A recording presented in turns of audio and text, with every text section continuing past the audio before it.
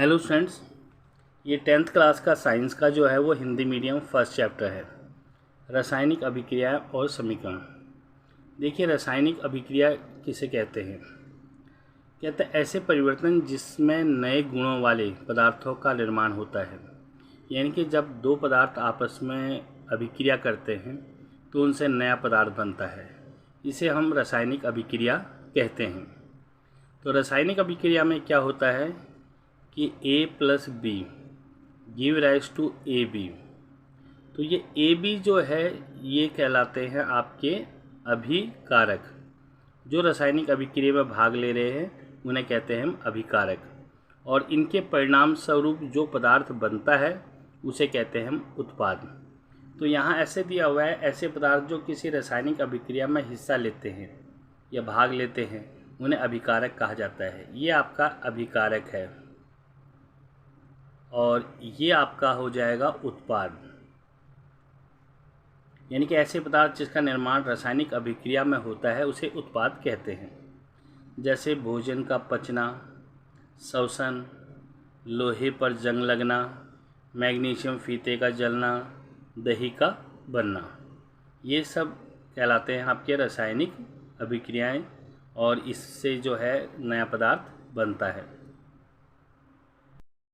कई बार आप लोगों ने देखा होगा किसी इक्वेशंस में, जैसे इस तरह से इक्वेशंस दी होती है, ये रासायनिक समीकरण दिया हुआ है, इसमें ब्रैकेट में ये एस, जी और एल और ए क्यू दिया होता है। तो जहाँ पर एस दिया होता है उसका मतलब ठोस होता है, जहाँ पर एल दिया होता है उसका मतलब द्रव्य होता है, और जहाँ पर जी दिया होता है वो गैसीय अवस्था होती है, यानी कि वो गैस होती है, और जहाँ ए क्यू दिया होता है वो जलीय विलयन होता है। इस चीज़ का ध्यान रखिए। कई बार आपको क्वेश्चन में ये दिया जाता है कि इसकी जलीय या इसका भौतिक अवस्था लिखिए। तो भौतिक अवस्था तभी आप लिख पाओगे जब इस आपको पता होगा कि भाई ये सॉलिड है, ये लिक्विड है, गैस है, या ये जलीय विलयन है। अगर ठोस होगा तो आप उसे एस लिखेंगे ब्रैकेट में, अगर वो द्रव्य होगा तो ब्रैकेट में एल लिखेंगे, अगर वो गैसीय अवस्था होगी तो ब्रैकेट में जी लिखेंगे, और जलीय विलयन होगा, जलीय विलयन का मतलब जल में घुला हुआ होगा, तो उसे ए क्यू आप लिखेंगे।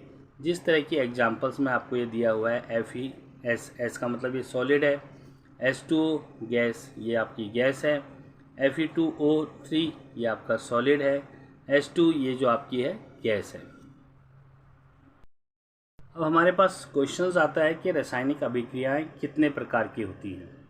तो सबसे पहले संयोजन अभिक्रिया। संयोजन अभिक्रिया में दो अभिकारक मिल करके एक नया उत्पाद बनाते हैं, केवल एक नया बनाते हैं, तो उसे हम कहते हैं संयोजन। संयोजन का मतलब होता है जुड़ना। इस अभिक्रिया में दो या दो से अधिक अभिकारक मिलकर एकल उत्पाद का निर्माण करते हैं। ये एकल उत्पाद का मतलब होता है कि एक पदार्थ का निर्माण करते हैं। जैसे कोयले का दहन, C+O2, इससे CO2 बन गया। ये दो थे आपके, एक और ये दो, इससे एक बन गया। जल का निर्माण H2O2, इससे बन गया जल आपका। ये दो अभिकारक हैं और इन दो अभिकारकों से एक पदार्थ बना है। इसी प्रकार ये आपका है CaO, ये बुझा हुआ चूना होता है, प्लस में H2O, इन दोनों के मिलने से बना CaOH2, यानी कि बुझा हुआ चूना आपका बन गया। तो यहाँ पर दो अभिकारक थे, इनसे एक बन गया। यहाँ भी दो अभिकारक थे, एक बन गया। यहाँ भी दो अभिकारक थे, एक बन गया। तो ये होती है संयोजन अभिक्रिया। उसके बाद हमारा नेक्स्ट आता है ऊष्माक्षेपी अभिक्रिया। यानी कि जिन अभिक्रियाओं में उत्पाद के निर्माण के साथ साथ ऊष्मा का भी उत्सर्जन होता है, यानी कि ऊष्मा भी पैदा होती है, उसे हम ऊष्माक्षेपी अभिक्रिया कहते हैं। एग्जाम्पल्स देखिए, A प्लस में B, ये दो अभिकारक हैं, इनसे एक पदार्थ बनता है C, और साथ में जो है वो ऊष्मा भी पैदा होती है। ऊष्मा को हम क्या लिख सकते हैं, इसको हम डेल्टा भी लिखते हैं। तो ये ऊष्मा पैदा हुई तो इसे हम क्या कहेंगे, ऊष्माक्षेपी अभिक्रिया। जैसे यहाँ पर देखिए, प्राकृतिक गैस का दहन जब होता है CH2 + O2, इससे CO2 और वाटर जो है पैदा होता है, साथ में इसमें ऊष्मा भी उत्पन्न होती है। ऐसी एक श्वसन जो क्रिया होती है वो भी ऊष्माक्षेपी अभिक्रिया है। इसमें C6H12O6 ये ग्लूकोज होता है, इसमें अभिक्रिया प्लस ये अभिकारक है और ये भी अभिकारक है।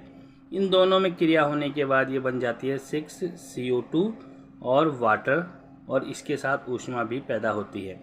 तो यानी कि आप ध्यान रख लीजिए, जब भी किसी अभिक्रिया के दौरान ऊष्मा उत्पन्न होती है उसे हम ऊष्माक्षेपी अभिक्रिया कहते हैं।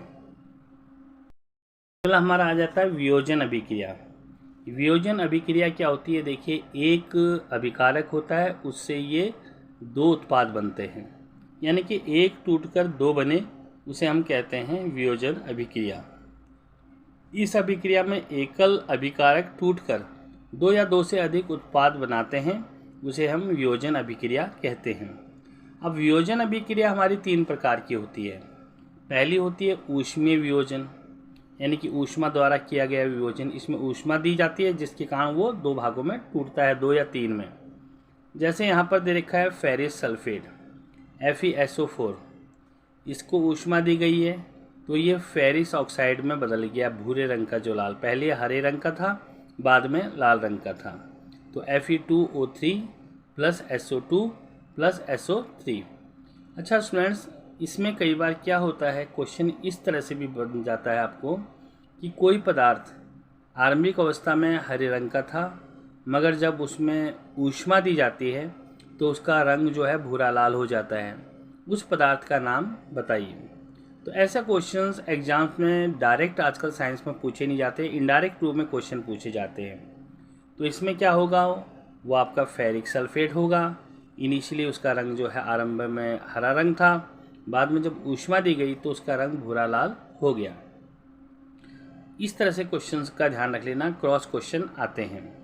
अब अगला इसी का है, ऊष्मा का आ गया CaCO3। ये चूना पत्थर है, अगर इसे ऊष्मा दी जाती है तो बुझा हुआ चूना ये बन जाता है।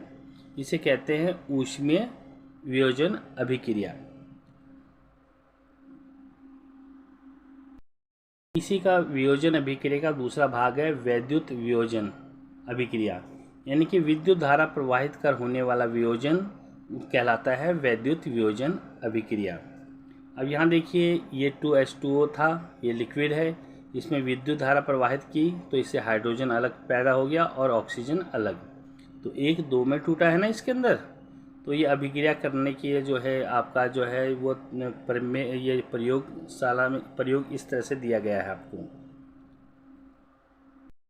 अगला दिया है प्रकाशीय वियोजन अभिक्रिया, यानी कि प्रकाशीय वियोजन का मतलब समझ लीजिए सूर्य के प्रकाश की उपस्थिति में होने वाला वियोजन अभिक्रिया प्रकाशीय वियोजन अभिक्रिया कहलाता है।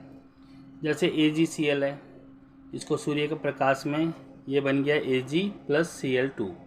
तो था तो एक ही, इसमें अभिकारक एक था और ये दो उत्पादों में बदल गया।